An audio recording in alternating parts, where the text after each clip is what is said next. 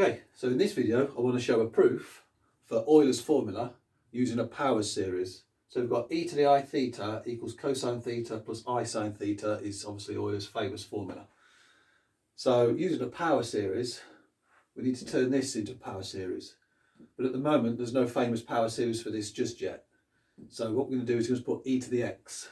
That's a power series that we do know. So e to the x is 1 plus x squared over 2 factorial and so on all the way down. We'll go up to 6 will be a good number. 4 factorial, x to the 5 factorial, x to the 6 factorial, and that goes on and on and on. And that's the famous Taylor series for e to the x. That will estimate our value of e to the x. Okay, we've got e to the I theta. Well, here we've got x. So what we'll do is, we'll substitute I theta for x. So wherever there's an x, we'll put an I theta. So now what we say is that e to the I theta equals 1 plus x. So put I theta. And same with all these squareds. We'll just x squared cubed, x squared to the 4x to the 5. We'll just put I theta to the 3 to the 4 to the 5 and so on. So let's just write that in there now. So let's just put I theta squared over 2 factorial, I theta cubed 3 factorial, I theta to the 4 factorial. Okay, let's get them all in.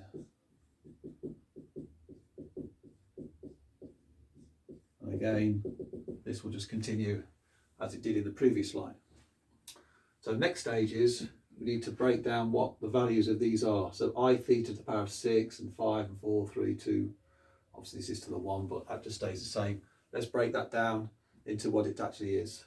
So now what we say is e to the I theta is 1 plus I theta.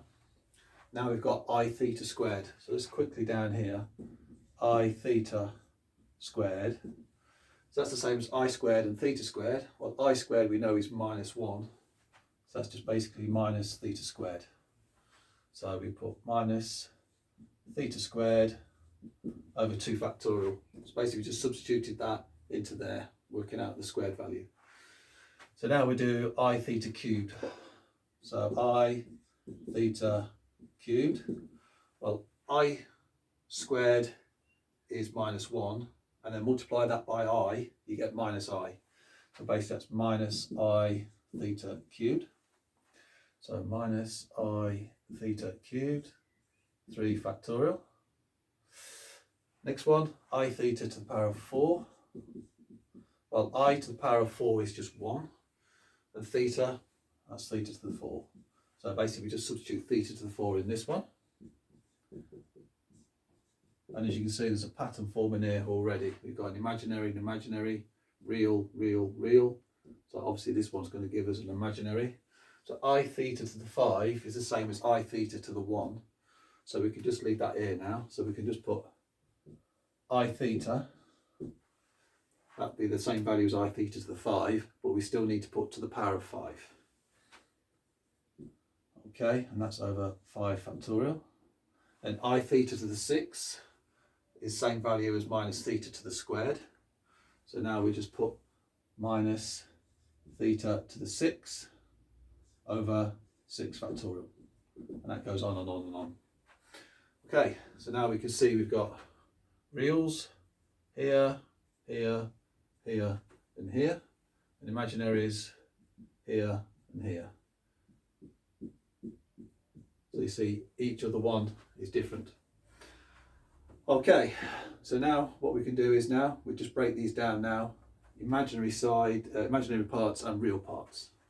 So e to the I theta equals, let's go for all the real parts. So 1 minus theta squared over 2 factorial plus theta to the 4 over 4 factorial minus theta to the 6 over 6 factorial, and that will go on and on. And then what we do is now we'll add on the imaginary parts. So the imaginary parts, starting with this one, is I theta. Well, we've already got an I here, so we'll factor out the I out of this. So we'll just write theta. Same for this one, we've got minus I theta cubed. The I is already in there, so all we need to put now is minus theta cubed. And then the 3 factorial on the bottom stays. Same with this one, I is in, so we just add theta to the power of 5 factorial, and again that will also go on and on and on. Okay, now what we do know, very famous cosine and sine Taylor series is like this. So cosine, let's write this down. Where should we write this? Write this down here. So cosine of theta equals 1 minus theta squared over 2 factorial plus theta to the 4 over 4 factorial minus theta to the 6 over 6 factorial, and so on. And we also know that sine of theta is theta minus theta cubed over 3 factorial plus theta to the 5 over 5 factorial minus theta to the 7 over 7 factorial, and so on and on. So as we can see here, these series appearing inside the brackets. So cosine theta is appeared in here, sine theta appears in here. Now these Taylor series, so Taylor series for sine and cosine, they absolutely converge.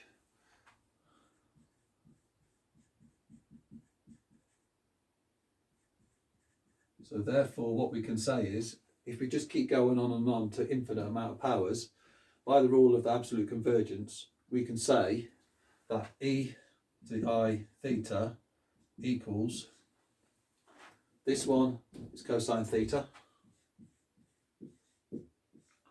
plus I sine theta. So by the rules of absolute convergence, this here is what we've just shown by a Taylor series, same as what we said at the beginning. Okay, so there we go. Thanks for watching.